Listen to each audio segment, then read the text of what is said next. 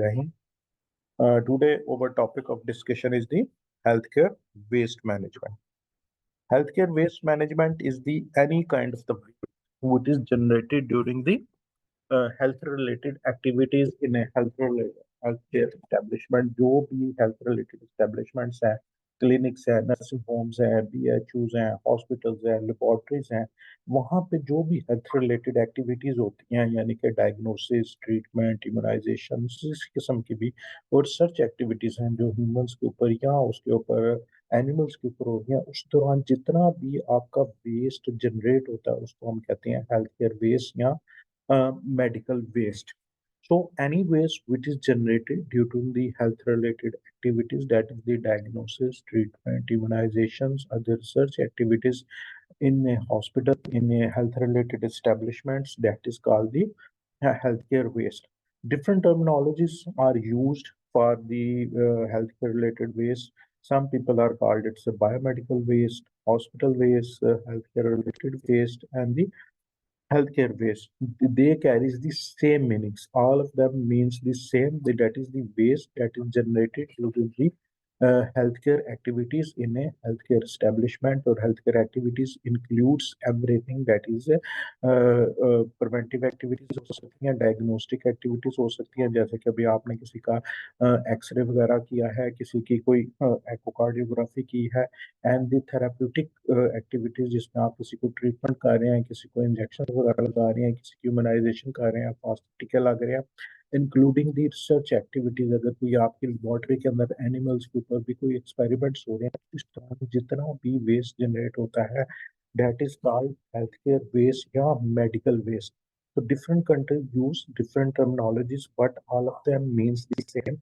Biomedical waste is the prominent terminology which is used to the health care related waste. हमारे मुल्क में ज्यादा जो टर्मिनोलॉजी यूज होती है that is a health care risk waste and the health care waste या health related waste, but all over the world biomedical waste is a more prominent and the medical waste is a more medical prominent terminologies which are being used, but all of them means कि any kind of the waste which is generated during the healthcare activities being performed in a healthcare establishments. अगर अब हम इसकी magnitude की बात करें तो पूरी दुनिया में almost 4.7 billion ton of health waste generated every years की हर साल तकरीबन जो है 5 अरब टन के करीब जो है ना वेस्ट दुनिया में जनरेट होता है. That comes up almost 33 pounds per hospital bed पर डे, यानी कि हर हॉस्पिटल के पर बेड के गैस पर डे जो है तकरीबन 33 pounds, and that is A huge quantities. And there is a difference between the high income countries and the low income countries. High income countries जो हैं जैसे कि आपका वेस्टर्न वर्ल्ड है, यूरोप है, US, Canada, they generate more waste, that is a 0.5 kg of hazardous waste जो है as compared to the low income countries होती हैं जैसे कि डेवलपिंग कंट्रीज है, पाकिस्तान, इंडिया, बांग्लादेश या अफ्रीकन नेशंस हैं. they generate almost the 0.2 kg of hazardous waste per hospital per day. But these are the statistics according to the WHO, and you can estimate कि कितना ज्यादा waste जो है ना वो generate होता है. तकरीबन 5 अरब टन जो है वो पर डे जो है ना पर ईयर जो है ना वो जनरेट होता है ऑल ओवर द वर्ल्ड. अगर हम इसको फर्दर रिफाइन करें तो that is almost 33 pounds per hospital beds per day, यानी कि किसी भी हॉस्पिटल के अंदर पूरी दुनिया में जितने भी बेड्स हैं वहां पे पर डे जो है 33 पाउंड्स वेस्ट जो है ना that is being generated. And there is a difference in the generation rate between the high income countries like the western nations and the European nations, and they generate almost 0.5 kg of hazardous waste per hospital beds per day, and in the low income countries they could generate a 0.2. Low income countries में लो क्यों होता है? Because there is A segregation and the estimation of the waste is not being done precisely and in a very good way. इसलिए it is estimated that the waste that is generated in the low income countries that is a much more at is as compared to the estimates that are being provided. अगर आप individual countries की बात करें तो पाकिस्तान जो है वो तकरीबन हर साल 250,000 टन, तकरीबन 250 टन जो है ना वेस्ट जो है ना हॉस्पिटल का जनरेट करता है. That come up about 0.25 million ton per year जो है ना हमारे मुल्क में जनरेट होता है. अगर इसके मुकाबले में यूके और यूएसए की अगर लें तो यूके में तकरीबन 0.156 मिलियन पर टन पर ईयर। सबसे ज्यादा अगर आप देखें तो यूएसए में जनरेट हो रहा है, that is 0.5 almost 6 million ton per year जो वेस्ट है वो जनरेट हो रहा है। So the hospital waste, health-related waste, the medical waste is a waste which is generated during the health-related activities in a healthcare establishment. और health related activities includes everything, उसमें preventive activities भी आ सकती हैं जैसे कि इम्यूनाइजेशन है, vaccination है, उसमें डायग्नोस्टिक एक्टिविटीज भी आ सकती हैं जैसे कि हमने किसी का सीटी स्कैन किया है, एमआरआई किया है, लेबोरेटरी टेस्ट किया है। And then there is a therapeutic activities के जो हमने उनको ट्रीटमेंट प्रोवाइड किया, जो मरीज का इलाज किया, that in the form of tablets, in the form of surgery, in the form of medicine के हमने उसको मेडिसिन लगाई है या उसकी सर्जरी की है। तो जितनी भी health related activities that are being perform in health care establishment, यानी कि वो हॉस्पिटल हो सकती हैं, क्लिनिक हो सकती हैं, बीसीयू हो सकते हैं, मैटरनिटी होम्स हो सकती हैं, रिसर्च लेबोरेटरीज हो सकती हैं, जितनी भी है ब्लड बैंक्स हो सकते हैं, वहाँ पे जो भी चीज़ें हो रही होती हैं वो सारी के सारी के दौरान जो वेस्ट जनरेट होता है उसको हम कहते हैं that is a health related waste, medical waste या बायोमेडिकल वेस्ट जो है।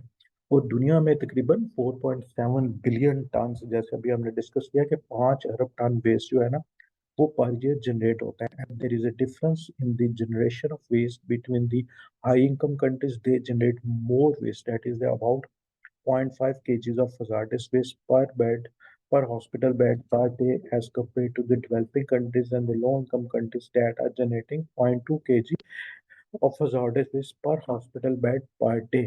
और अगर आप इंडिविजुअल कंट्रीज की बात करें तो Pakistan is producing almost 250,000 ton per year.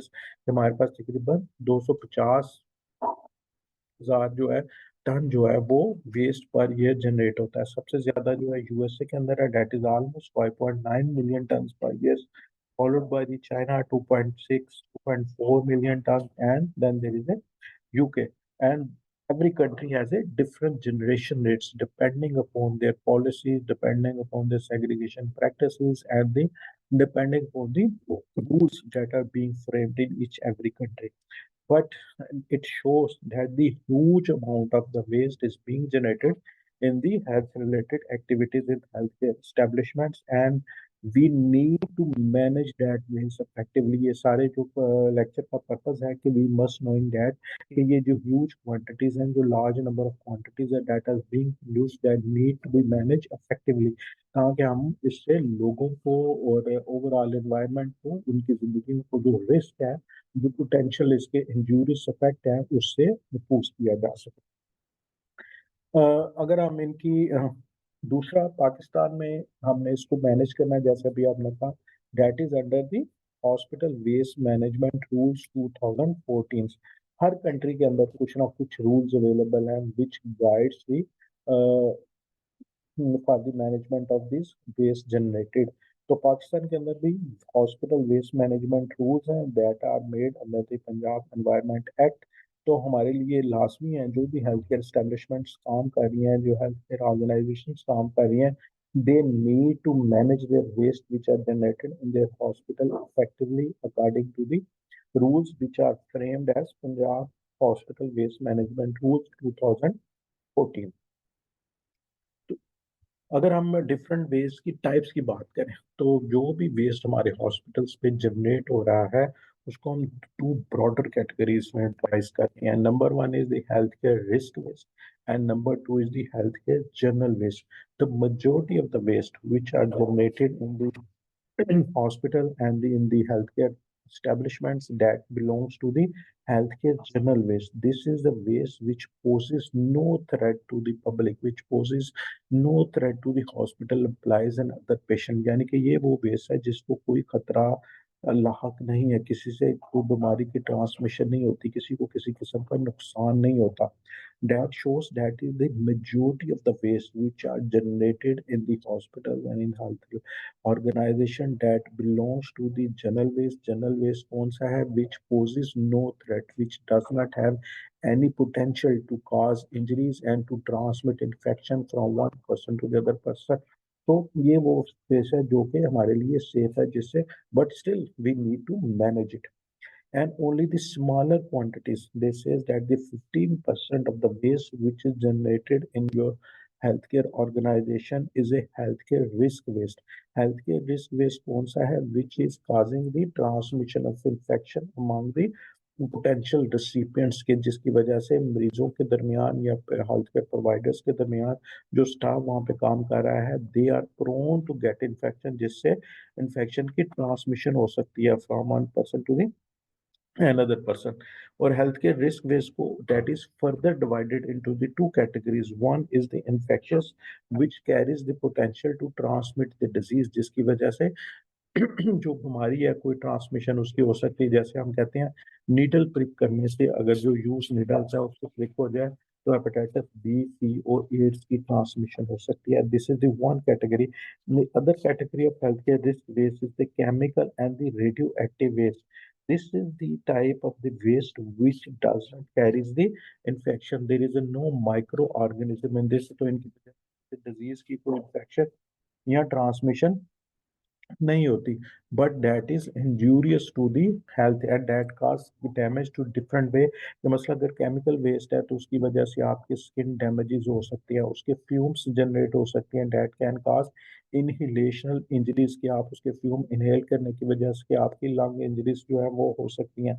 Radio active waste है जिससे रेडिएशन जनरेट्स होती हैं जिसकी वजह से आपके डीएनए के अंदर चेंजेस आ सकती हैं and they can kill your normal living sun, जिसकी वजह से आपको डिफरेंट डिजीजेस इवन कैंसर तक हो सकता है।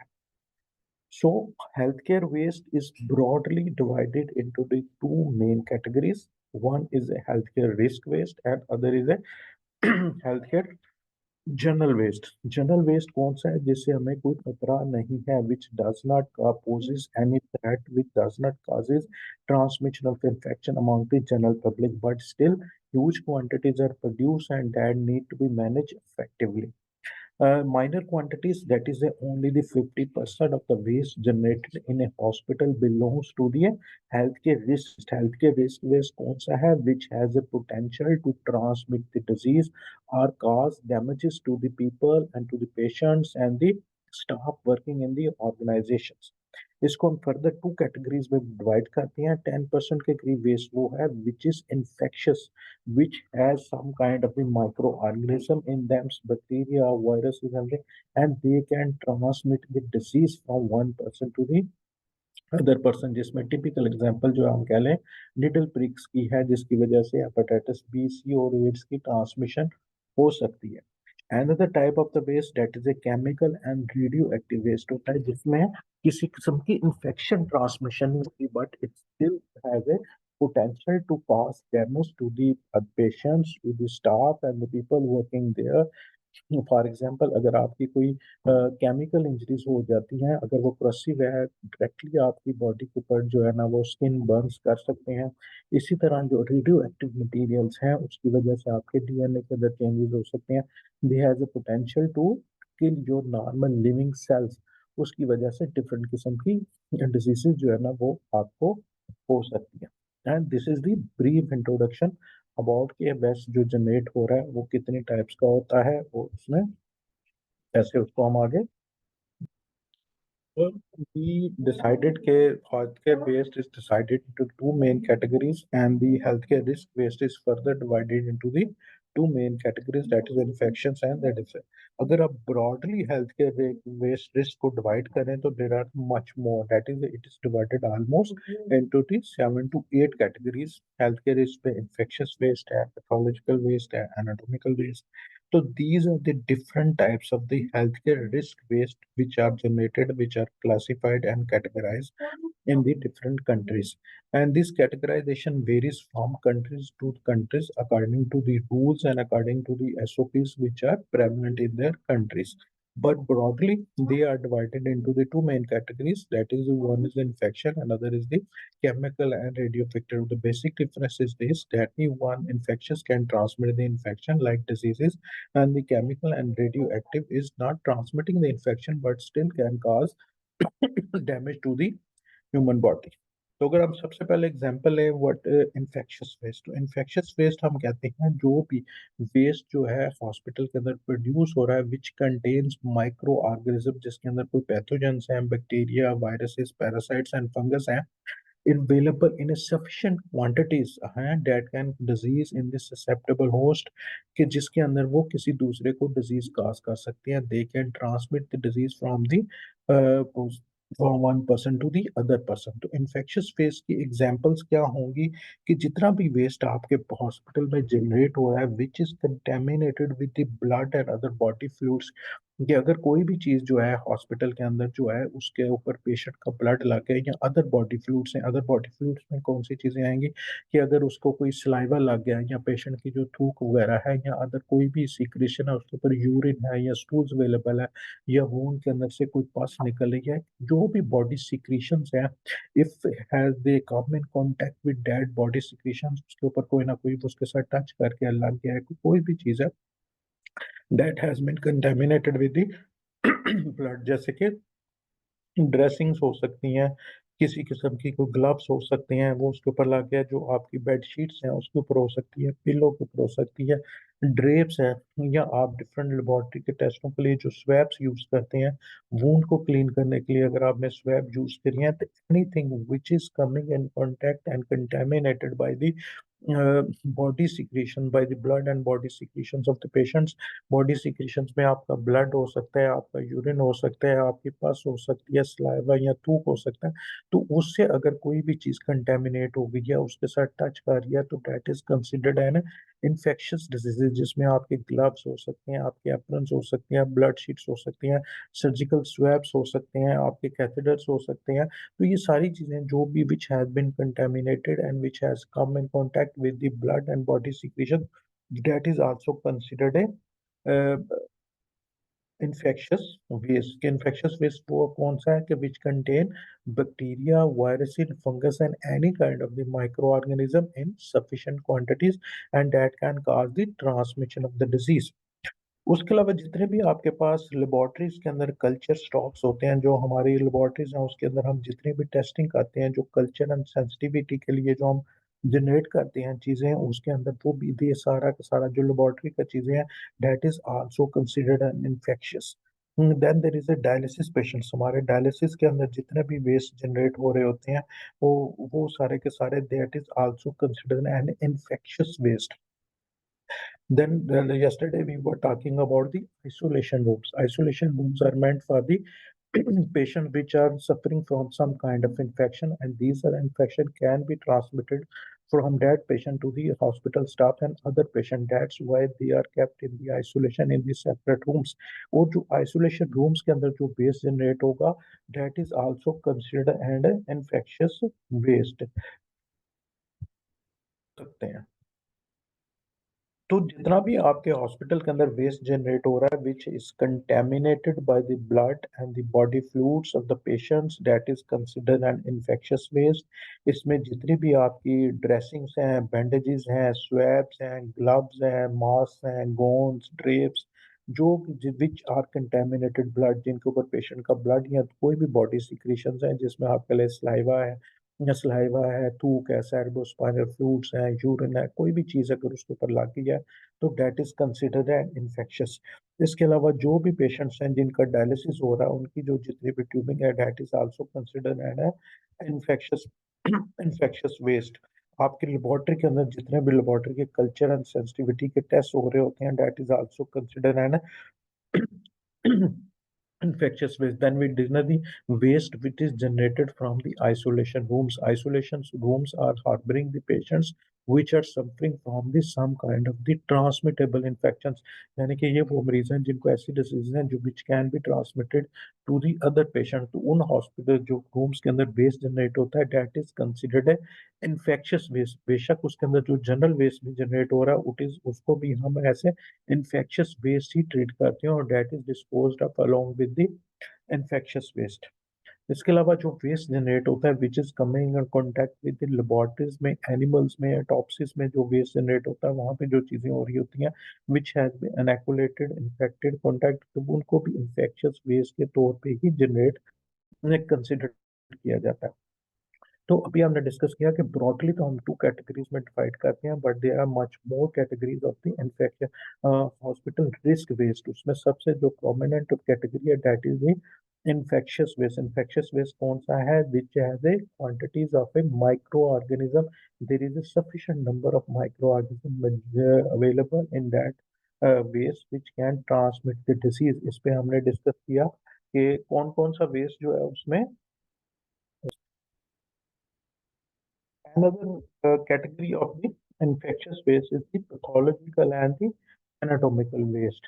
In some countries, pathological and anatomical waste is considered and classified along with the infectious waste. But in some countries, but in most of the countries, it is classified and categorized as a different and in a different types। रीजन क्या है कि they are disposed of in different ways. जैसे कि हमें भी infectious waste को जब हमने डिस्पोज ऑफ करना है तो उसकी डिस्पोजल की एसओपी थोड़ी सी डिफरेंट है, और जो आपकी पैथोलॉजिकल एनाटॉमिकल वेस्ट है उसकी डिस्पोजल की जो एसओपी है वो थोड़ी सी डिफरेंट है।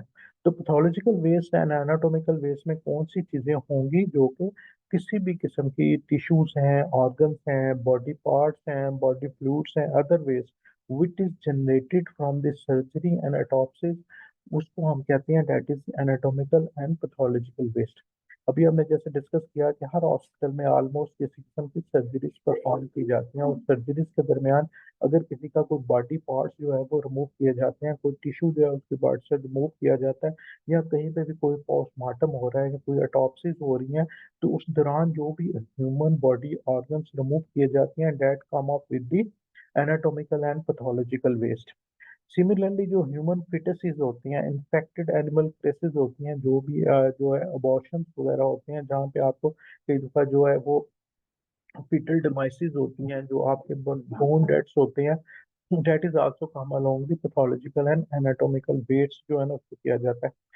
पैथोलॉजिकल वेस्ट में समटाइम्स हेल्दी बॉडी पार्ट्स भी होते हैं which have been removed during a medical procedure during the research के दौरान जो किए जाते हैं। तो pathological anatomical waste includes the human body parts हैं, टिश्यूज हैं, ऑर्गन है which have been removed during the process of the surgery and that may be which has been produced during the process of postmortem and autopsy।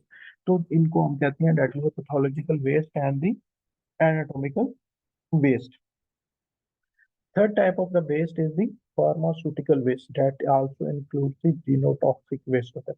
Pharmaceutical waste is the prominent waste which is generated in your hospital। क्योंकि हमारे अगर आप hospitals की बात करें तो वहाँ पे majority of care is provided through the use of medicine। हम तकरीबन 100% पेशेंट जो हमारे हॉस्पिटल में एडमिट होते हैं उनको या तो हम मेडिसिन प्रोवाइड करते हैं या उसकी सर्जिकल ट्रीटमेंट जो है होती है। तो तकरीबन 100% पेशेंट्स होती हैं which are using some kind of the medicine, some kind of the pharmaceutical products जो है उनको दिए जाते हैं। Even one patient is receiving multiple pharmaceutical products.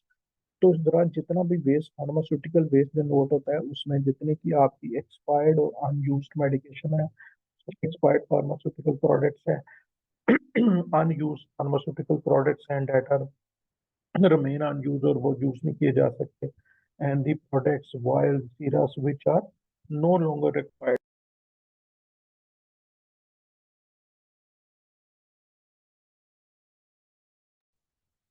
वो आपकी एक्सेसिव मेडिसिन हो सकती हैं जो कि आपने खरीद ली हैं लेकिन आप उसको यूज नहीं कर रहे, उसकी वजह से हैं।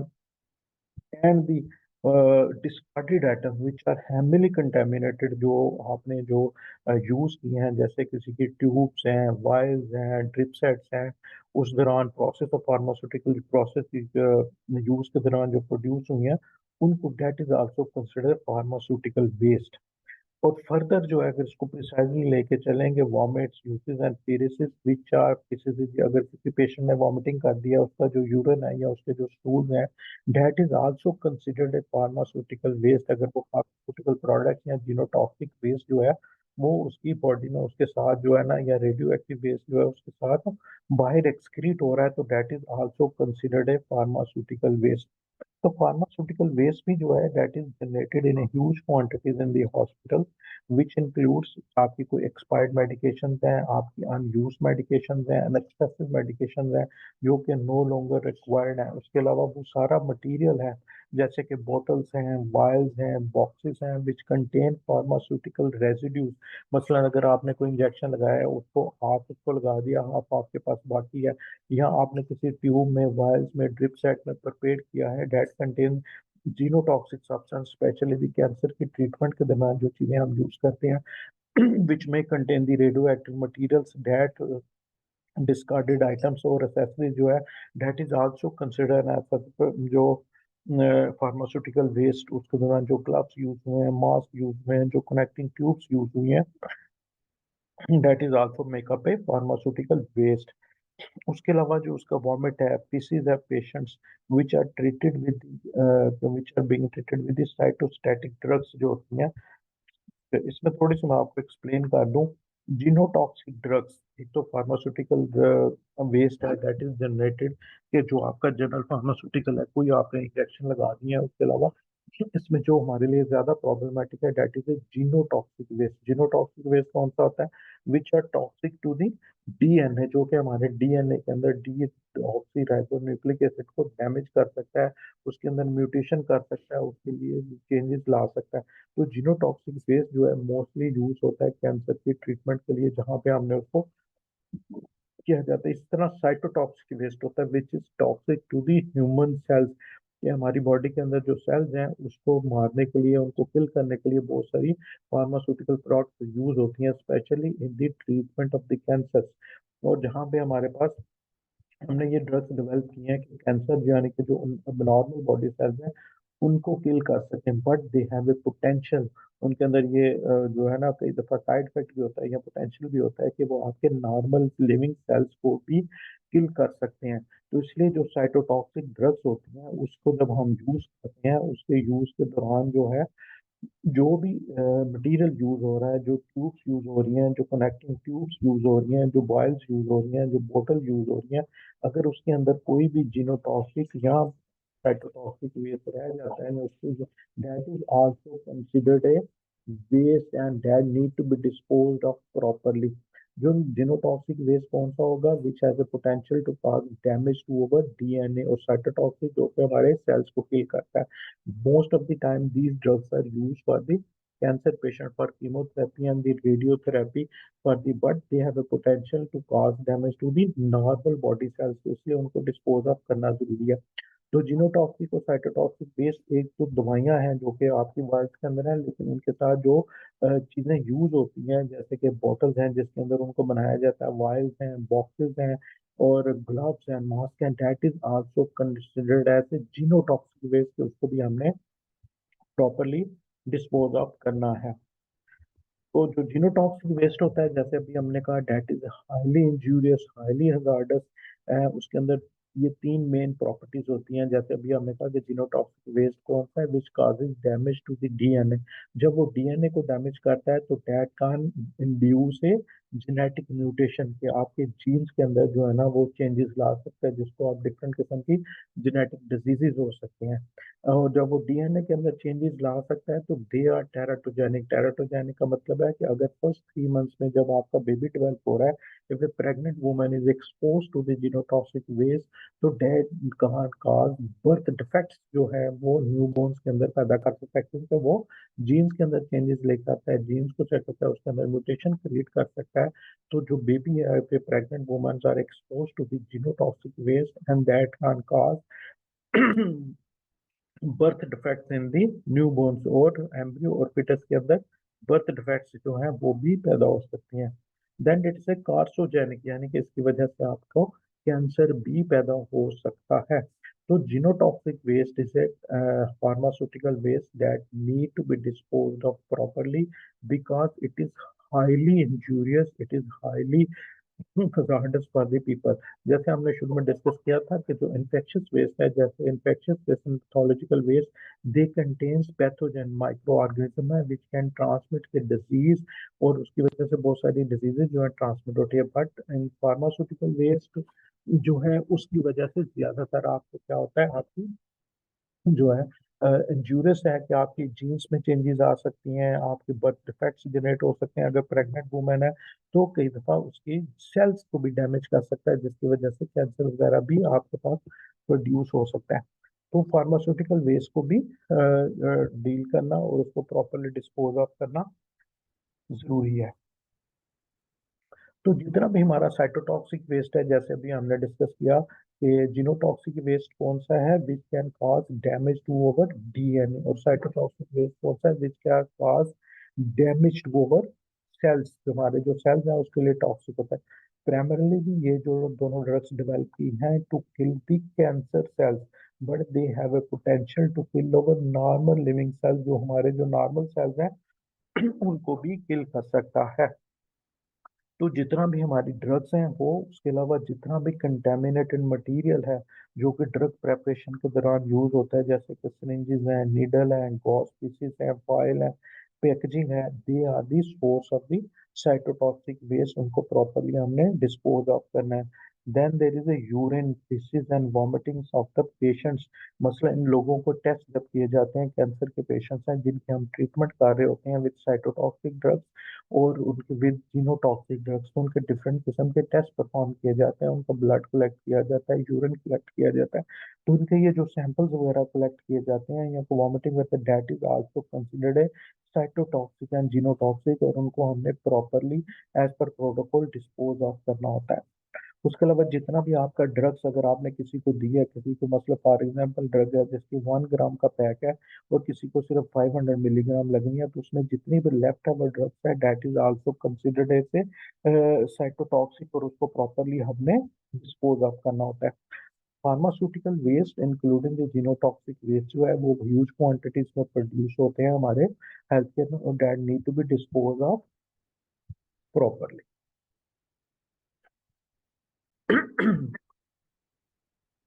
Then we have another category of the healthcare risk waste, that is the chemical waste.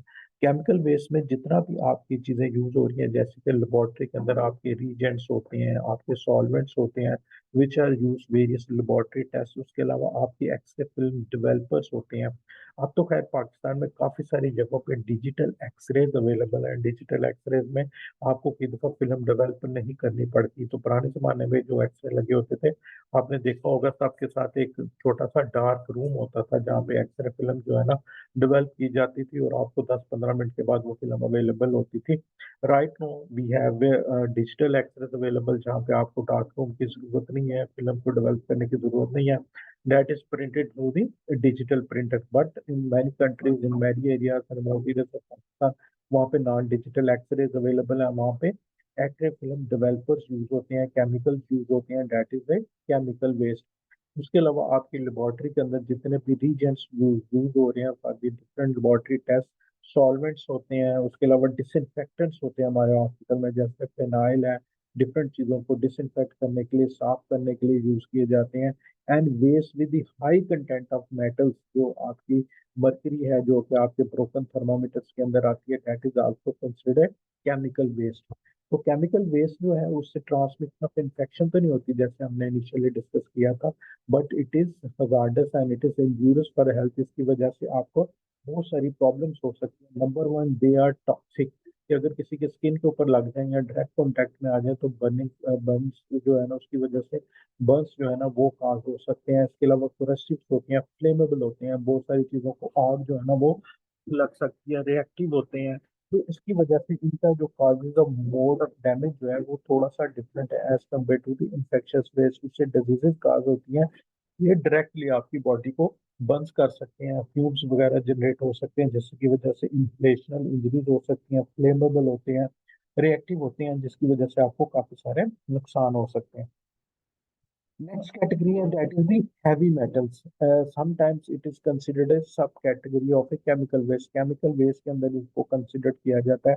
उसमें आपके अंदर जो heavy metals हैं जैसे mercury, mercury is very injurious for health, जो आपके थर्मामीटर्स के अंदर होती है, बीपी ऑपरेटर्स के अंदर होती है। अगर आपका थर्मामीटर या बीपी ऑपरेटर फूट जाए तो mercury that need to be managed according to the SOP, और उसके स्पेशल प्रोटोकॉल्स होते हैं जिसमें आपने वो चीज़ें कलेक्ट करनी होती हैं। उसके अलावा लेड, आपकी जितनी रेडिएशन प्रोटेक्टेड इक्विपमेंट्स हैं, जैसे कि आपका एक्सरे रूम है, आपका सीटी स्कैन रूम है, वहाँ पे लेड को यूज किया जाता है because it provide protection against the radiation. लेकिन जब इसको डिस्पोज ऑफ किया जाता है, डिसमेंटल किया जाता है, तो लेड जो है ना उसको भी प्रॉपरली रिमूव किया जाता है। इसी तरह lead was frequently use previously in the paints, जो हमारी दीवारों के ऊपर, घरों में, इवन हॉस्पिटल में ऊपर जो पेंट्स होते हैं उसमें लेड बड़ा फ्रीक्वेंटली यूज किया जाता था। That is also causing damage to the human cells, और उसकी वजह से अनीमिया इज वेरी कॉमन के लोगों के अंदर जो खून की कमी होती है उसमें lead is one of the prominent cause. उसके अलावा कैडमियम बैटरीज होती हैं, उनके अंदर जो पानी वगैरह होता है, that is also injurious for the health. इसके अलावा प्रेशराइज्ड कंटेनर्स हमारे हॉस्पिटल्स में यूज किए जाते हैं, कॉटरेजेस होती हैं, ऑक्सीजन सिलेंडर्स होते हैं। जब तक तो वो यूज होते हैं वेल एंड गुड, अगर जब वो खाली हो जाते हैं तो that need to be disposed of properly, otherwise that can cause also damage to the staff and the environment. सबसे इम्पोर्टेंट वेस्ट जो है that is the sharp waste, जो हमारे हॉस्पिटल्स के अंदर प्रोड्यूस होता है। दिस इज, जैसे हमने शुरू में डिस्कस किया था कि infectious waste, anatomical waste and pharmaceutical waste, these are the prominent categories which can cause damage to the hospital patients and staff. And then there is a very prominent category is a sharp waste, जो कि हमारे hospitals में produce होते हैं। Shops कौन से हैं? These are the items which could cause cuts and punctures, wounds जो है ना उसकी वजह से हो सकते हैं। And that includes multiple types of the things जो है हमारे हॉस्पिटल्स में यूज होती हैं। जैसे कि आपके पास सुचर निडल्स हैं, डिस्पोजेबल सिरिंजेस हैं, आईवी निडल्स हैं, सर्जिकल ब्लेड्स हैं, सीजर्स हैं, surgical, these are the all sharp which has a potential to cause damage, है पोटांच पंक्चर वुंड हो सकते हैं, उसकी वजह से आपके पास कट्स जो है ना हो सकते हैं। तो मल्टीपल चीजें हमारे पास यूज होती हैं, this one of the example. उसके अलावा आपके पास लैंसेट हैं, इंसुलिन पेन्स हैं, ट्रोपार्स हैं, सर्जिकल पिन्स हैं, ड्रिल बिट्स हैं जो कि आपके आर्थोपेडिक्स में यूज होती हैं। उसके अलावा वायर्स हैं जो कि यूज की जाती हैं, डिफरेंट किस्म के नेल्स हैं जो कि आप यूज करते हैं अपने डिफरेंट सर्जिकल प्रोसेस के दौरान। तो different types and huge quantities of जो है ना शार्प्स जो वेस्ट हैं जो वो हमारे हॉस्पिटल्स में प्रोड्यूस होते हैं। And these sharps has a potential to cause the cuts and the puncture wounds in our bodies and can transmit the infections, जैसे हमने कहा जिसमें प्रोमिनेंट हेपेटाइटिस बी, सी और HIV एड्स है, उसकी वजह से ट्रांसमिशन हो सकते हैं।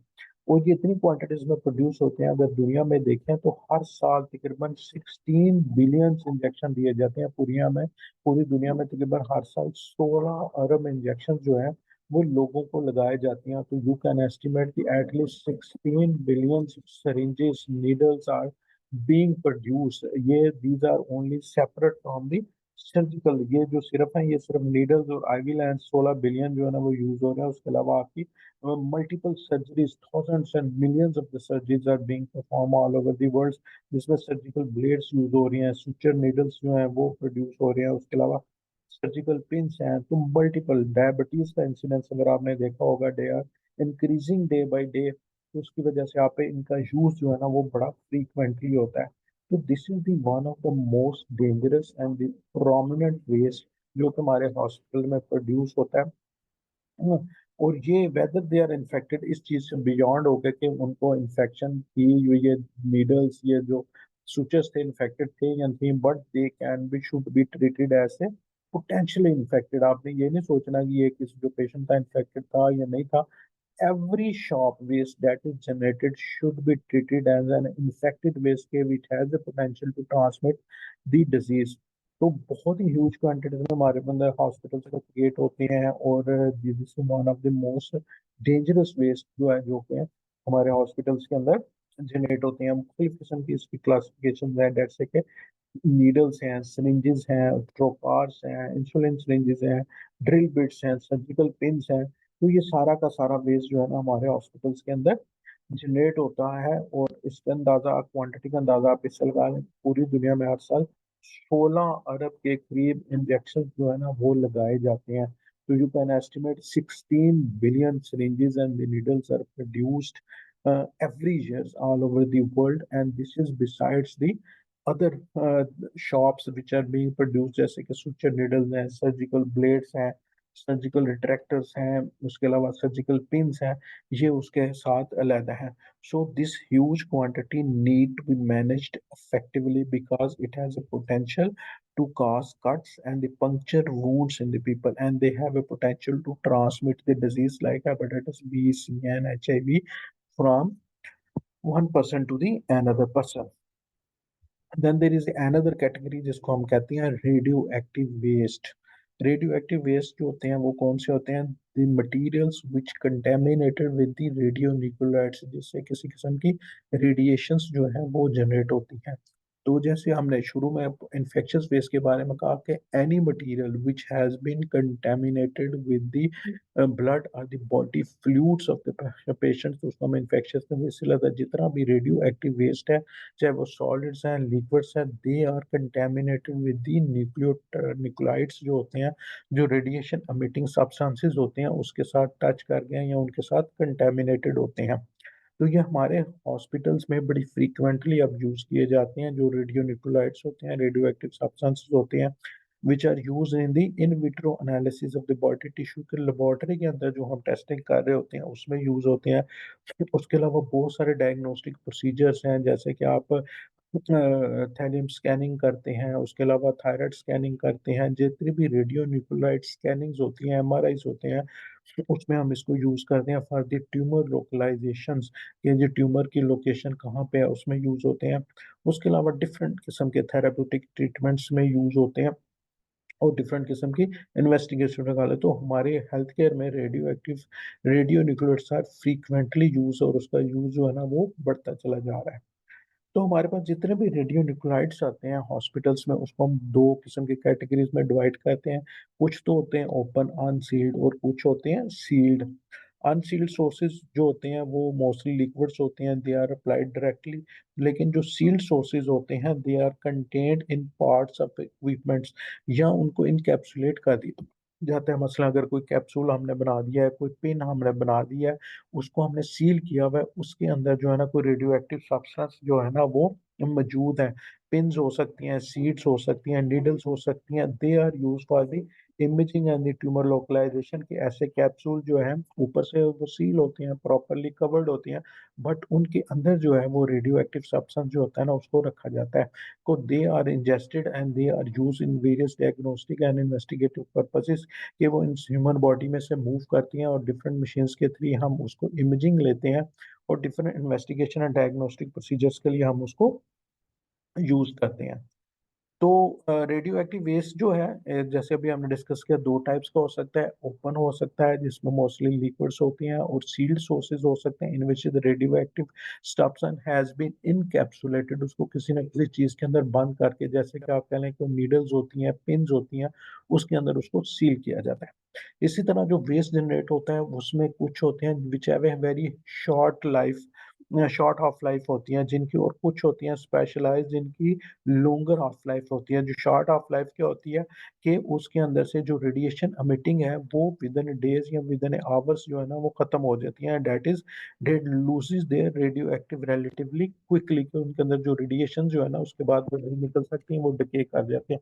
बट जो लॉन्गर हाफ डे लाइफ वाले होते हैं दैट स्टेज देयर, और दैट इज डेंजरस, के उनको हमने प्रॉपरली डिस्पोज ऑफ करना होता है, ताकि उनकी जो रेडिएशन एमिशन है वो हमारे पेशेंट्स के लिए या दूसरे लोगों के लिए जो खतरनाक ना हो. तो रेडियो एक्टिव वेस्ट हमारे हॉस्पिटल्स में जनरेट होता है, but it is not generated in every health institution जहाँ पे ये स्पेशलाइज स्टडीज होती हैं, specially the hospital which are providing the cancer treatments जहाँ पे प्रोवाइड की जाती हैं वहाँ पे, या न्यूक्लियर मेडिसिन की ट्रीटमेंट होती हैं, या कोई ऐसी इन्वेस्टिगेशंस की जाती हैं जैसे कि थायराइड स्कैन्स हैं, हो गए थैलियम स्कैन हो गए, कार्डियोलॉजी में होते हैं. इसी तरह कैंसर के हॉस्पिटल्स में इनको यूज़ किया जाता है.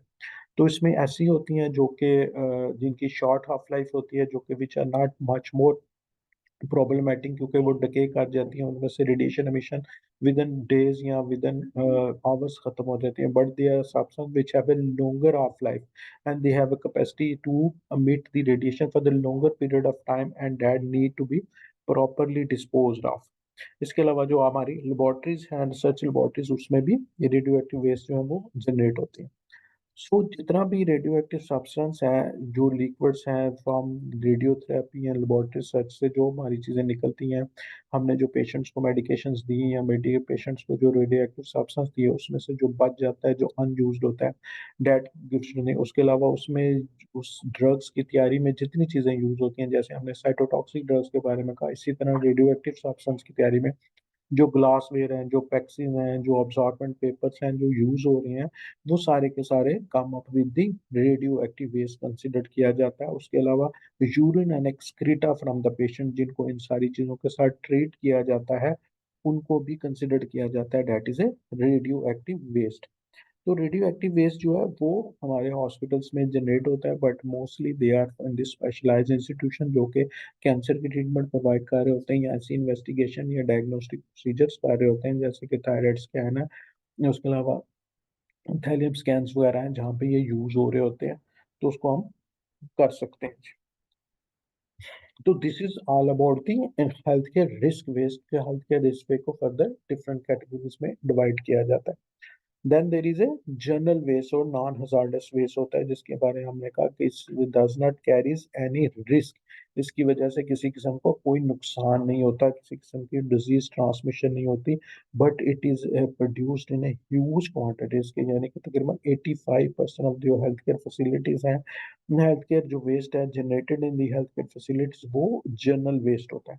इस जनरल वेस्ट में क्या है, तकरीबन mostly half of this general waste come from the papers, जितने हमारे हॉस्पिटल्स में होते हैं, कार्डबोर्ड्स होते हैं, प्लास्टिक्स जो जनरेट होते हैं, और उसके अलावा जितना डिस्कार्डेड फूड आइटम्स हैं, मेटल्स हैं, ग्लास हैं, टेक्सटाइल्स हैं, जैसे कि बेडशीट्स वगैरह हैं, वो प्रोड्यूस होते हैं, that is come under with the general waste and hazardous waste. Non hazardous waste होता है कि यानी इससे हमें किसी किस्म का कोई खतरा लायक नहीं होता, और किसी किस्म की भी डिजीज में ये कॉज नहीं कर सकता।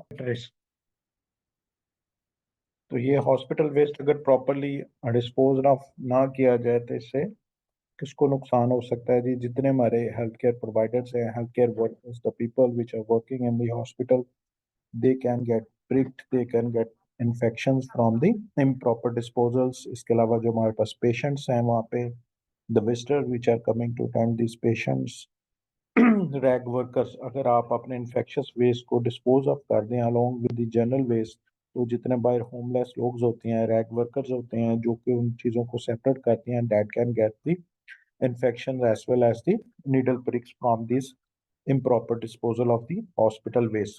Then the people which are working in the waste disposal facilities, they can also get infection during the handling this waste.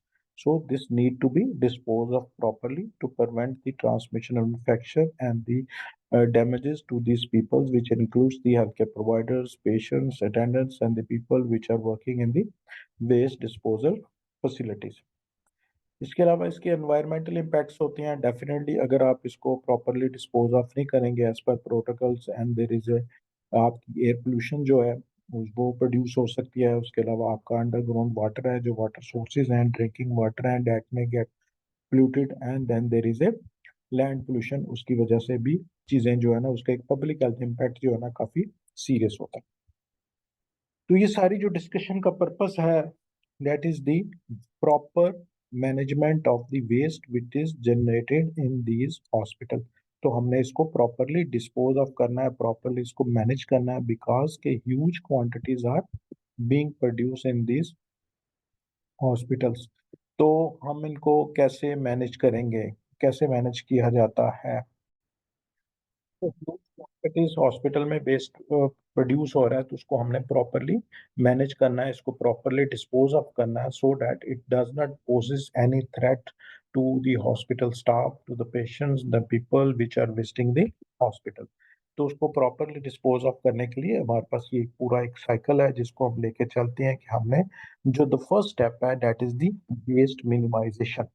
किसी भी चीज को मैनेज करने के लिए जरूरी है कि सबसे पहले उसकी क्वांटिटीज को रिड्यूस किया जाए। The first step and the first strategy which is in the management of the hospital waste is the waste minimization का मतलब क्या है? That is the act of reducing something to the least possible amount और degree और the position के हमने कोई भी जो चीज मैनेज करनी है, सबसे पहले उसकी जो स्वेरिटी है, उसकी जो मैग्नीट्यूड है, उसको हम काफी हद तक कम कर लें, ताकि उसकी मिकदार को हम कर लें।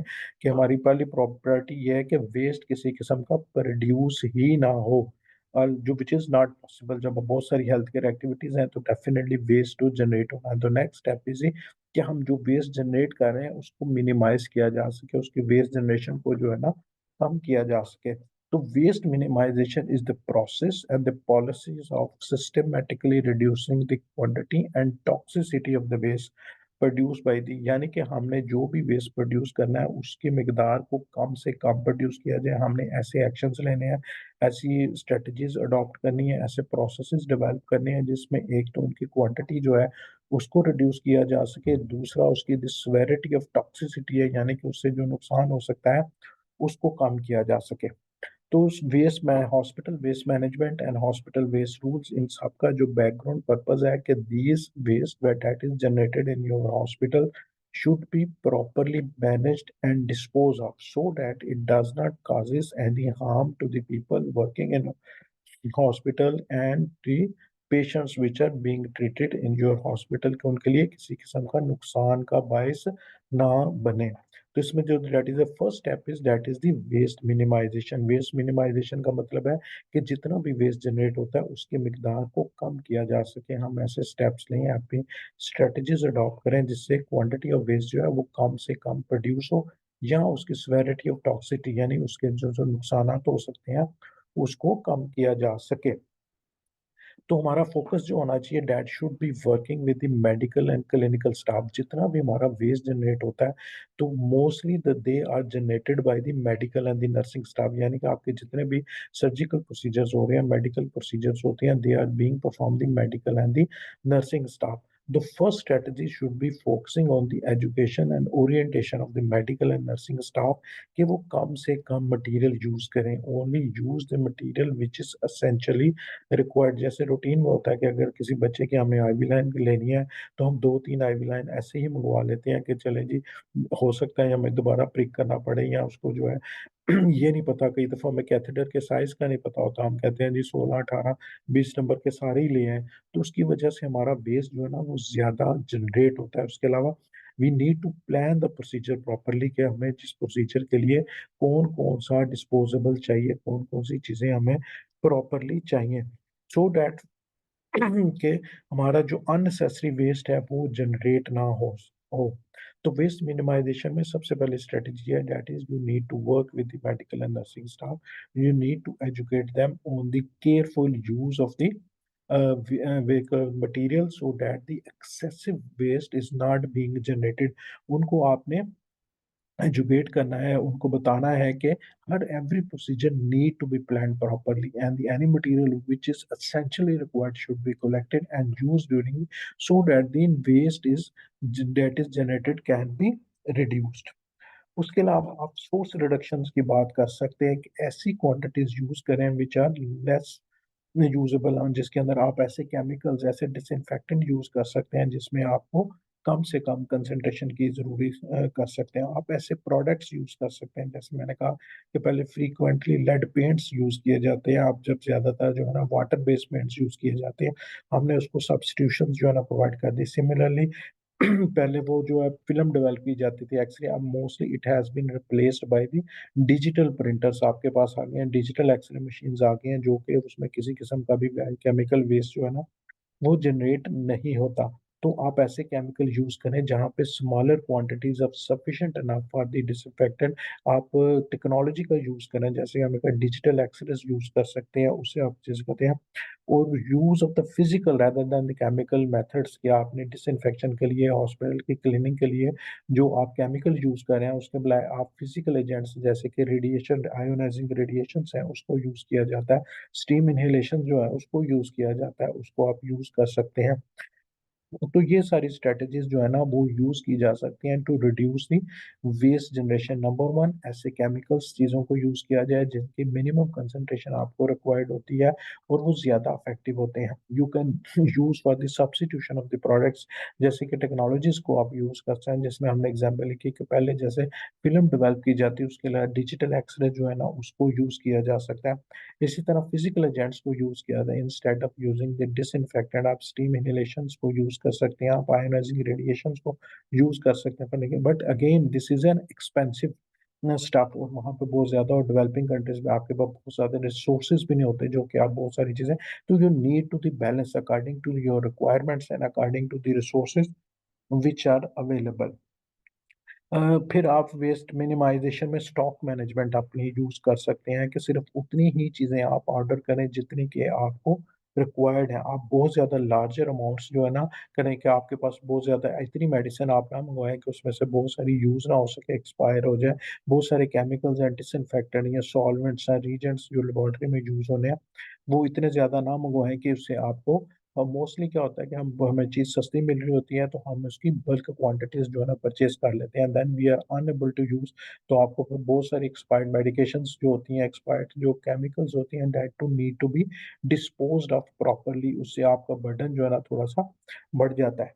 कोशिश करें जो आपका ओल्डर बैच है, जो आपका नियर एक्सपायरी बैच है, उसको जल्दी से जल्दी यूज करें ताकि वो एक्सपायरी से बच सकें और आपको वेस्ट ना करना पड़े। Use all the contents of the container, जितने भी आपके कंटेनर के अंदर कंटेंट्स हैं, अगर आप डिसइंफेक्टेंट यूज कर रहे हैं, रीजेंट्स यूज कर रहे हैं, तो उसके अंदर जितनी चीजें हैं वो सारी यूज करें ताकि आपको बहुत सारी डिस्कार्ड ना करनी पड़े। तो these are the strategies which can use to waste minimization के जरिए आप कर सकते हैं। वेस्ट मिनिमाइजेशन का मतलब क्या है कि you need to reduce the quantity of the waste which is being generated, और you can reduce the severity of same. तो उसमें आपने क्या करना है, सबसे पहले क्लिनिकल और नर्सिंग स्टाफ के साथ काम करना है, फिर आपने सोर्स रिडक्शन के लिए काम करना है, देन आपने स्टॉक मैनेजमेंट जो है ना वो अपनी करनी है। और this is the first step in the management of the.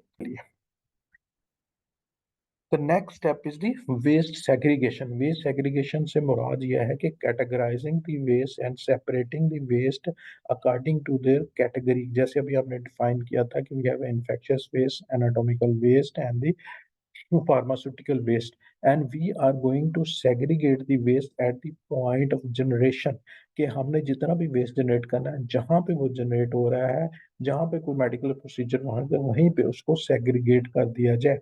Segregation के पर्पस के लिए we develop a colour coding system in each and every hospital. हर हॉस्पिटल के अंदर एक कलर कोडिंग सिस्टम हमने डेवलप किया हो जाता है कि कोई बिन्स होती हैं हमारे पास, कलर कोडेड बिन्स होती हैं, कलर कोडेड कंटेनर्स होती हैं which are specific for the disposal of the certain waste. For example universal जो येलो कलर है, येलो कंटेनर है, येलो बैग्स हैं, they are meant for the disposal of your infectious waste. Infectious waste में हमने जैसे शुरू में कहा कि this is the waste which is contaminated by the blood and the body fluids of the patient, के जितनी आपकी स्वैब्स हैं, ड्रेसिंग्स हैं, एप्रन्स हैं, जिसके ऊपर भी ब्लड या बॉडी फ्लूइड्स लगा है, that will B disposed of in your yellow color container and the yellow bags. In the waste segregations, we develop a colour coding system, we develop a colour coded bins होती हैं हमारे पास, containers होती हैं जहाँ पे हमने जो waste generate हो रहा है उसको क्लासिफाइड किया जाता है। इसी तरह आपने एक कलर कोड डिवाइड करना है फॉर दी फार्मास्यूटिकल वेस्ट। जो फार्मास्यूटिकल वेस्ट आपके पास जनरेट होता है उसको आपने किस कलर की कंटेनर्स में उसको डिस्पोज ऑफ करना है। Then we have a anatomical waste and then there is a general waste. तो हर कैटेगरी के लिए आपने एक कलर कोडेड बिन्स, एक कलर कोडेड कंटेनर्स होता है which are placed at the point of generation of the waste। जहां जहां आपका वेस्ट जो हॉस्पिटल्स में जनरेट हो सकता है, फॉर एग्जांपल आपका ऑपरेशन थिएटर है जहाँ पे वेस्ट जनरेट होना, तो वहां पे इन्फेक्शियस वेस्ट भी जनरेट होता है, you have a yellow colour coded bins there. Then there is anatomical pathological waste भी जनरेट हो सकता है, तो आप उसकी कलर कोडिंग कर सकते हैं अकॉर्डिंग टू दी रेड या जो भी आपके हॉस्पिटल की पॉलिसी है। Then there is a pharmaceutical waste generate होगा, वहां पे आपका जो है जनरल वेस्ट जनरेट होगा। तो there is a colour coded bins and containers according to the requirement of each point of generation के ऊपर आपके ऊपर अवेलेबल होंगे। And this is the responsibility of the generator कि जो लोग वो वेस्ट जनरेट कर रहे हैं, डॉक्टर्स या नर्सेज या सर्जन, उनकी जिम्मेदारी है कि वो उसको प्रॉपरली सेग्रीगेट करके in the specific colour coded bins के अंदर उसको डिस्पोज ऑफ करें। Waste segregation is the most important step in the management of the hospital waste. अगर आपकी वेस्ट सेग्रीगेशन प्रॉपरली हो रही है, if your waste segregation practices are good enough, then भी आपका जो वेट है, जो आपका वॉल्यूम है हॉस्पिटल वेस्ट का, वो बहुत ज़्यादा रिड्यूस्ड हो जाता है। जैसे हमने शुरू में डिस्कस किया था कि जो हॉस्पिटल रिस्क वेस्ट है, that is only the 15% of the total waste which are being generated in the hospital, और उसमें से 10% वो है which is the infectious waste, और 5% वो है जो कि रेडियो एक्टिव मतलब केमिकल वेस्ट होता है। तो during the waste segregations you have to develop a system of the segregation that is based on the color coded bins and color coded containers in which specific waste is being disposed of in their specific containers। तो आपने जो भी policy develop करनी है कि कौन से colour के अंदर आपने कौन सा वेस्ट जनरेट करना है, that policy should be disseminated to your staff. Your staff should be educated and you should be trained on these segregation practices so that they can dispose of the waste that is being generated into their specific containers। तो उसके लिए mostly जो है yellow colour is meant universally, जो है yellow colour use होता है for the infectious waste. Red colour जो है मोस्टली यूज होता है anatomical pathological waste. And then there is a sharp boxes are also yellow colour.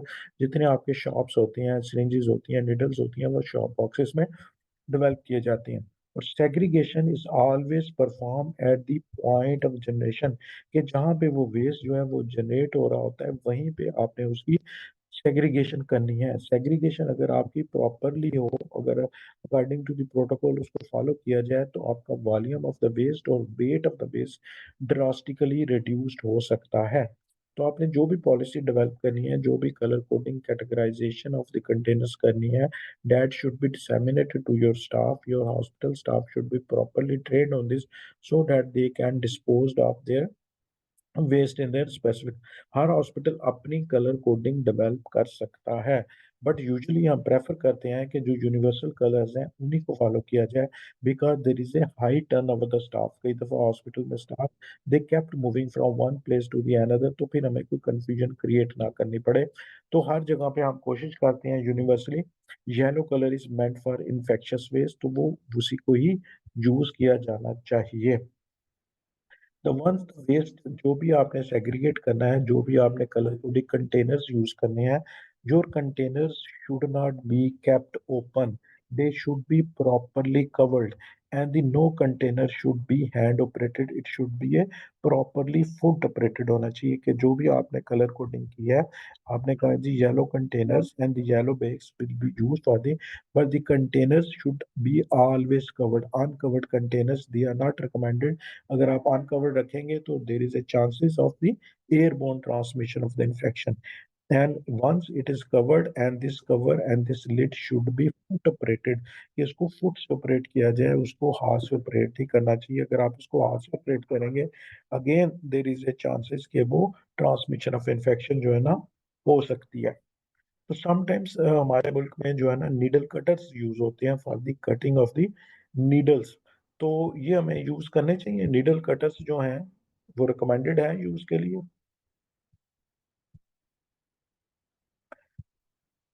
पर हमारे मुल्क में ज्यादा यूज ये जाते हैं कि needle cutters they prevent the reuse of the syringes। इनका हमें एक ये फायदा होता है कि once the syringes and the shops has been cut, they cannot be it reuse and it can reduce the volume of the shops। के जितना भी आपके शॉप्स जनरेट हो रहे हैं, उनके वॉल्यूम को अगर आप इसको नीडल्स में, ऑल्दो दी रिकमेंडेशंस अब दुनिया में यही है कि आप नीडल को तो सिरिंज को विद नीडल डिस्पोज ऑफ करें, उसको काटने की जरूरत नहीं है। आपका शार्प कंटेनर्स जो है that should be leak proof और उसको प्रॉपर होने चाहिए, और उसको विद नीडल्स को कटिंग करने की जरूरत नहीं है, क्योंकि कटिंग के अपने डिसएडवांटेजेस हैं।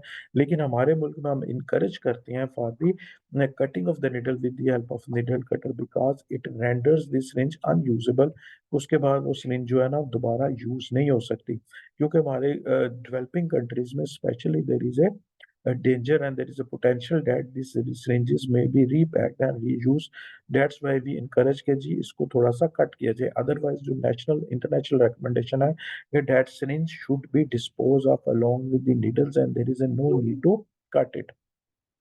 तो जब कट करते हैं आप तो उसका फायदा ये होता है कि ये रीयूज नहीं हो सकती. आपका वॉल्यूम ऑफ द शॉप्स जो है, जो वेस्ट जनरेट होता है उसका वॉल्यूम काफी हद तक कम हो जाता है. सर आजकल जो नीडल आ रही है मार्केट में उनको तो उनमें लॉक होता है, एक दफा आप यूज करते हैं वो लॉक्ड हो जाती है, उसका वो प्लेंजर पुल पुल बैक नहीं होता, तो वो वन टाइम यूज होती हैं अभी जो रिसेंटली चल रही है मार्केट में। हम्म, जी बिल्कुल. जैसे अभी हमने शुरू में कहा था कि वेस्ट जो है मिनिमाइजेशन में जब आप टेक्नोलॉजी का यूज करते हैं, आजकल जो है ना सेल्फ डिस्ट्रक्टिव सिरेंजेस आ रही होती हैं कि एक दफा आप जब यूज करते हैं तो वो लॉक हो जाती हैं. बिल्कुल आप यूज करते हैं अगर आपके रिसोर्सेज आपको अलाउ करते हैं, you have A sufficient funds available कि आप उसको जो है वो यूज करें, बिल्कुल जी, डेट इज रिकमेंडेड. उससे आपकी काफी सारी चीजें बेहतर होती हैं. आपकी डिस्पोजल अच्छी हो जाती है, आपको रिकैप करने की जरूरत नहीं होती, आपको कट करने की जरूरत नहीं होती है. उससे नीडल स्टिक इंजरीज जो हैं उसका इंसिडेंस भी काफी हद तक कम हो जाता है. If your resources are available you can afford to buy these self destructive syringes, तो बिल्कुल आपको करनी चाहिए. और इंटरनेशनल रिकमेंडेशन भी यही है. फिर आप उसको विद नीडल उसको भी डिस्पोज ऑफ कर दें, उसको भी कट करने की जरूरत नहीं है. तो हमारे मुल्क में चूंकि देर is A potential for the reuse के बहुत सारी हमारी सिरिंजेस, क्योंकि हमारे लॉज इतने स्ट्रिक्ट नहीं है तो वो हो जाती हैं. इसलिए फर्स्ट प्रायोरिटी ये है कि आप सेल्फ डिस्ट्रक्टिव सिरिंजेस यूज करें ताकि वो लॉक हो जाए, दोबारा रीयूज ना हो सके. अगर आप नहीं कर रहे तो देन उसको डिस्पोज ऑफ करें प्रॉपरली. अगर आप समझते हैं still you have their is A potential of leaking, तो फिर आप उसको कट करें ताकि वो दोबारा यूज ना हो सके. तो बहुत सारे मुल्कों में निडल कटर को अब यूज नहीं किया जाता है. रीजन क्या है कि देर is A potential of splash. जब आप इसको कट कट करते हैं तो हो सकता है कि वो कोई ब्लड का स्प्लैश जो है ना वो आपके ऊपर आ जाए, उससे आपकी ट्रांसमिशन ऑफ इन्फेक्शन हो जाती है.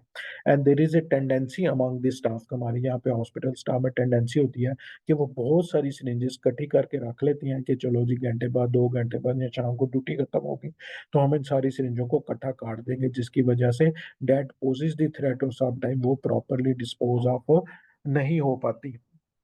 कई दफा जो आपका निडल कटर होता है वो ओवरफिल्ड हो जाता है, जिसकी वजह से यहाँ आपका जो निडल कटर है वो प्रॉपरली डिस्पोज ऑफ नहीं होता, तो उसकी वजह से भी प्रॉब्लम्स होते हैं. तो इंटरनेशनल रिकमेंडेशन यही है कि जी आप सेल्फ डिस्ट्रक्टिव सिरिंजेस यूज करें. अगर आप वो नहीं कर सकते तो उसके साथ पूरी सिरिंज को डिस्पोज ऑफ करें. अगर आप पूरी सिरिंज को डिस्पोज ऑफ नहीं करना चाहते तो then you should have a very good needle cutter available.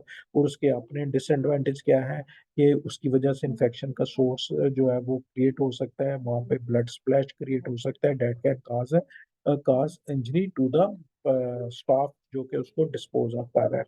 तो इंटरनेशनल रिकमेंडेशंस इस वक्त यही है कि आप सेल्फ डिस्ट्रक्टिव सिरिंजेस यूज करें और उसको पूरी सिरिंज को विदाउट कटिंग द नीडल्स उसको डिस्पोज ऑफ करें. तो पहला हमारा स्टेप जो है डेट इज वेस्ट मिनिमाइजेशन. दूसरा जो है that is the proper segregation policy and waste segregation in which we develop a specific colour coded bins and colour coded containers जिसमें हमने उसको डिस्पोज ऑफ करना होता है. And it is the responsibility of the generators, doctors या nurses या जो भी हेल्थ केयर प्रोवाइडर है जो कि वो वेस्ट को जनरेट कर रहा है या उस वक्त जो वो सारा काम कर रहा है, उसकी जिम्मेदारी है कि उसको प्रॉपरली सेग्रीगेट करके डिस्पोज ऑफ करें. तो once it has been segregated and again जो आपने कंटेनर यूज करने हैं that should be properly covered and that should be foot operated. और शॉप्स के लिए जो आप कंटेनर यूज कर रहे हैं that should be leak proof होना चाहिए. और आप जो सिरिंज है कोशिश करें उसको विद नीडल पूरा उसको डिस्पोज ऑफ करें और प्रेफरेबली सेल्फ डिस्ट्रक्टिव सिरिंजेस जो हैं वो उनको यूज करें. The once waste has been generated and it has been properly segregated, तो फिर आपने उसको ट्रांसपोर्ट करना है. आपकी इंटरनल ट्रांसपोर्ट होगी from the point of collection. अब ये जो आपने कलर कोडेड सिस्टम डेवलप किया है या जो आपने कलर कोडेड एरियाज डेवलप किए हैं, तो this container need to be placed at any all the point of care. जहां जहां पे आपके प्रोसीजर्स हो रहे हैं, आपके वार्ड के अंदर, आपकी ओपीडी के अंदर, आपकी इमरजेंसी के अंदर, जहां पे भी वेस्ट जनरेट हो रहा है वहां पे आपने ये कलर कोडेड बिन्स और कंटेनर्स जो है ना प्लेस करने हैं. जब वो फिल हो जाएंगे अप टू द 2/3, कोई भी कंटेनर 2/3 से ज्यादा फिल नहीं होना चाहिए, that will be collected and transported to the central storage area. तो सबसे पहले आप क्या करेंगे, इंटरनल ट्रांसपोर्ट करेंगे। इंटरनल ट्रांसपोर्ट क्या है कि आपने सबसे पहले इसके लिए एक स्पेसिफिक रूट डिफाइन करना है कि किस रूट से आपने इस वेस्ट को लेकर जाना है। जैसे हमने शुरू में डिस्कस किया था कि it has a potential to cause transmission of infection and it can cause damage to the people जो कि उसको हैंडल कर रहे हैं। तो preferably there should be specific routes available होने चाहिए। तो हम दोनों काम कर सकते हैं, we can go for this space isolation, कि हम बिल्कुल हमारे पास अलहदा रास्ता हो जहाँ पर पब्लिक की बहुत ज्यादा इंटरफेरेंस ना हो, जहाँ से हम इस वेस्ट को ट्रांसपोर्ट करें। Then we can go for time isolation, कि हम, अगर आपके लिए पॉसिबल नहीं है, रिसोर्सेज या आपके हॉस्पिटल का इंफ्रास्ट्रक्चर इस किस्म का नहीं है कि आप उसको स्पेसिफिक रूट्स के थ्रू ट्रांसमिट कर सके, तो फिर आपको टाइम आइसोलेशन करनी पड़ेगी कि आप ऐसे टाइम पे ट्रांसपोर्टेशन करें जहाँ पे मिनिमम पब्लिक अवेलेबल हो, मिनिमम स्टाफ हॉस्पिटल के अंदर हो। तो मोस्टली हम क्या करते हैं, रात को लेट नाइट जो है 12 बजे के बाद की दफा ट्रांसपोर्टेशन करते हैं, या अर्ली मॉर्निंग सुबह 6 बजे के करीब उन्हें ट्रांसपोर्ट करते हैं। तो transportation of the waste should be carried out once it has been segregated. उसको हम कलेक्ट करेंगे, उसके लिए हम स्पेसिफिक ट्रॉलीज होती है। अगेन वो जो ट्रॉलीज हैं वो भी प्रॉपरली कवर्ड होनी चाहिए और उसको प्रॉपरली नीट और क्लीन होनी चाहिए। और जब भी आप ट्रांसपोर्ट करें, your worker should be properly wearing the personal protective equipments. उसके शूज, उसका एप्रन, ग्लव्स, मास्क उसको प्रॉपरली वेयर करने हैं ताकि वो ट्रांसपोर्ट कर सकें। And it should be transported in such a way that it does not poses any threats to the public which is passing by sites, and there should be no pilferage and there should be no leakage from the containers and तो mostly हम क्या करते हैं कि transportation के लिए there should be a trained worker which should be properly wearing all the personal protective equipments. He knows how to perform his job. Number one. Number two, it should be in the specific containers which are leak proof, which are properly tied, and we are using the trolleys mostly होती हैं which are properly covered. Trolleys के अंदर हम इनको लेके रखते हैं।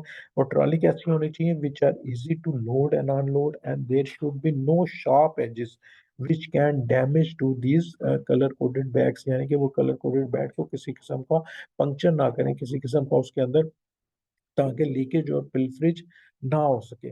तो जब हम ट्रांसपोर्ट करेंगे तो we should be using the specific routes. हम टाइम आइसोलेशन कर सकते हैं या ऐसे टाइम पे शिफ्ट करेंगे when there is a minimal traffic is on the road, और अगर आपके पास इंफ्रास्ट्रक्चर अलाउ करता है कि आपके पास अलहदा रास्ता अवेलेबल है, तो आप वो दैट इज प्रेफरेबल।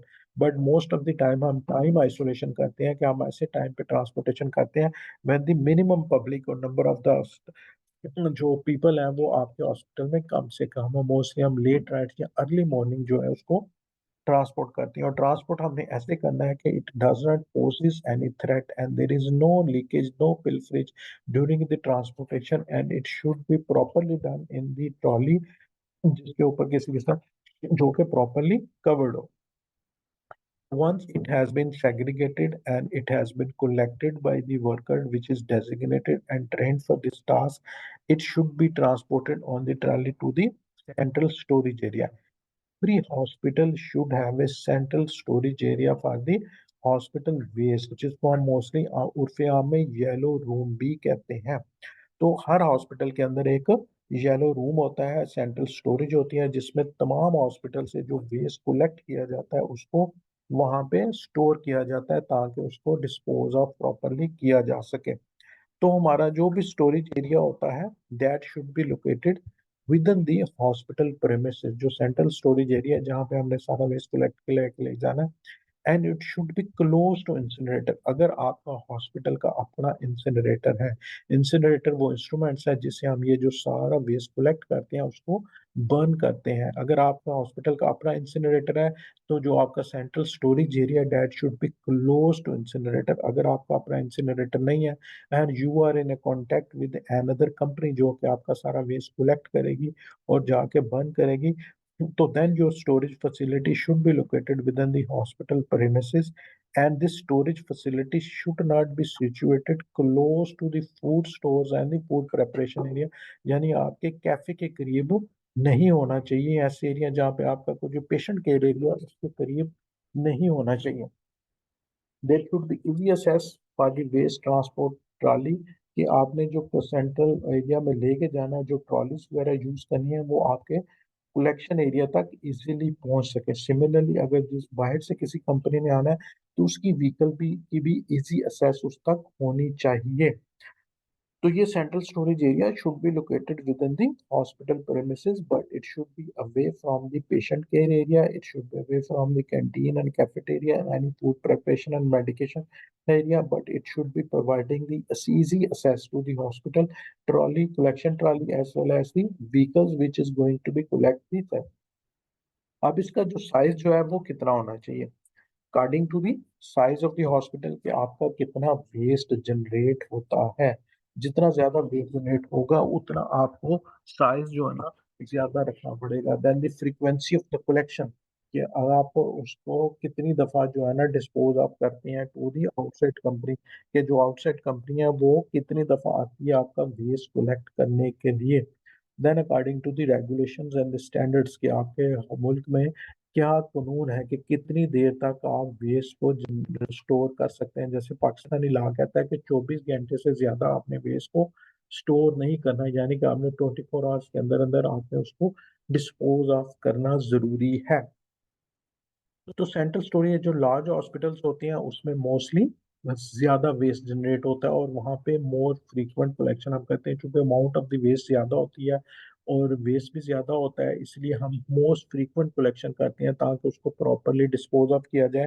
तो अगर आप मोस्ट फ्रीक्वेंट उसकी कलेक्शन करेंगे तो आपके पास लेस स्टोरेज जो है ना रिक्वायर्ड है। स्मॉल हॉस्पिटल में चूंकि कम वेस्ट जनरेट होता है और जो बाहर से व्हीकल्स आती हैं उसको कलेक्ट करने के लिए उनकी कॉस्ट ज्यादा हो जाती है, तो वहाँ पे आपको थोड़ा सा ज्यादा स्टोरेज एरिया होता है। तो मोस्टली हम दिन में एक दफा जो है या वीक में दो दफा जो है ना उसको कई दफा डिस्पोज ऑफ करते हैं। बट इन लार्जर हॉस्पिटल्स आपकी फ्रीक्वेंट कलेक्शंस होती हैं और फ्रीक्वेंट डिस्पोजल्स होती है, और वहाँ पे आपको थोड़ा सा जो है ना लेस स्टोरेज स्पेस रिक्वायर्ड होती है। लेकिन कोई भी है 24 आवर 40 आवर से ज्यादा आपको स्टोर नहीं करना। मैक्सिमम आप 48 आवर्स तक स्टोर कर सकते हैं, और स्टोर करने के लिए भी आपकी प्रॉपर कंडीशंस हैं कि आपका जो स्टोरेज एरिया है उसका प्रॉपर टेम्परेचर जो है ना दैट शुड बी मेंटेन्ड होना चाहिए।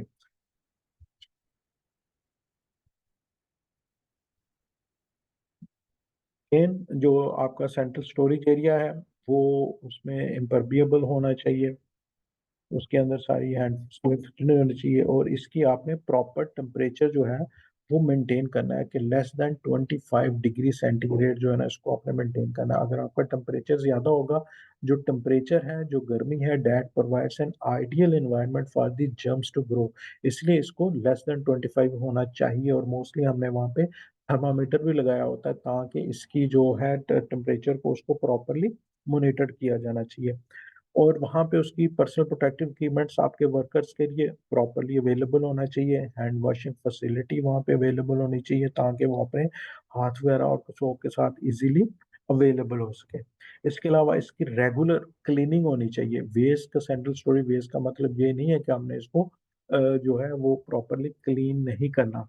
इम्परमिएबल होना चाहिए, lawns easy to clean and disinfect, के जब भी आप उसको डिस्पोज ऑफ करें उसको प्रॉपरली जो है ना उसको डिसइंफेक्ट करें, और वहाँ पे आपकी जो है ना वो प्रॉपर क्लीनिंग पर्पसेस उसके लिए पानी जो वगैरह जो है ना अवेलेबल होना चाहिए। And it should be inaccessible to the other person, सिर्फ ऑथराइज लोग जो हैं वो आपके सेंट्रल स्टोरेज एरिया तक जा सकते हैं। It should be properly locked and secure to prevent the access by the unauthorised person, क्योंकि ये बहुत सारा जो वेस्ट है वो लोग ले भी जाते हैं और जाके फिर सेल आउट करते हैं जिसकी वजह से प्रॉब्लम्स होती हैं। तो एनिमल्स और इंसेक्ट की एक्सेस जो है ना वो भी होना चाहिए, प्रॉपरली कवर्ड होना चाहिए, वेंटिलेशन होनी चाहिए, और सिमिलरली उसका टेम्परेचर जो है ना उसको मेंटेन करना। तो वेस्ट जो है that should not B place like this, के जहाँ पे ओपन पड़ा हो, किसी किस्म की इसके ऊपर कवरेज ना हो। It should be A proper yellow room जिसका टेम्परेचर हमें मेंटेन करना है, जो प्रॉपरली क्लीन हो सके, हैंड वॉशिंग फैसिलिटी अवेलेबल हो, और जब भी आप डिस्पोज ऑफ करें उसको प्रॉपरली क्लीन करें और डिसइंफेक्ट करें। वंस जो आपका वेस्ट है वो कलेक्ट हो गया है आपके सेंट्रल स्टोरेज एरिया में आ गया, then that need to be disposed of. एक तो ऑप्शन ये है कि आपके हॉस्पिटल के पास कुछ सिस्टम अवेलेबल हो इंसिनरेटर का कि आप ये सारा जो वेस्ट है उसको बर्न कर सकें। Number two, you have an agreement with an company जो कि वो ले जाती हैं और जाके उसको एज पर प्रोटोकॉल उसको बर्न करते हैं, इंसिनरेट करती हैं। तो एक्सटर्नल ट्रांसपोर्टेशन जो है वो भी आपकी बड़ी प्रॉपरली होनी चाहिए, कवर्ड व्हीकल्स के अंदर होनी चाहिए। इस तरह की ओपन व्हीकल नहीं होनी चाहिए कि वो रास्ते में बांटती भी जाए सबको। It should be properly covered ताकि वो किसी किस्म की भी वो ट्रांसमिशन जो है, इन्फेक्शन जो है ना, वो ना हो सके। फाइनल डिस्पोजल जब होती है, there are the different methods available, जिसमें इंसिनरेशन है, जैसे अभी हमने कहा कि बहुत हाई टेम्परेचर के ऊपर इसको हम बर्न करते हैं। उसके अलावा केमिकल डिसइंफेक्शन करते हैं, उसके अलावा लैंड रीफिल होती है। तो इन सारी टेक्निक्स के बारे में हम डिटेल में इंशाल्लाह थोड़ा थोड़ा सा किसी लेक्चर में डिस्कस करेंगे। तो this is the waste management system जो कि आपने अपने हॉस्पिटल के अंदर डेवलप करना है to properly manage and dispose of the different categories of the hospital waste which are being generated, starting from the waste minimization, then the waste segregation, then the waste transportation, and then the waste storage, and then the final disposal from the storage area। और हर phase के ऊपर आपने इसको properly monitor करना है, हर process को आप properly document करना है ताकि ये सारी चीजें आपकी प्रॉपरली हो सके।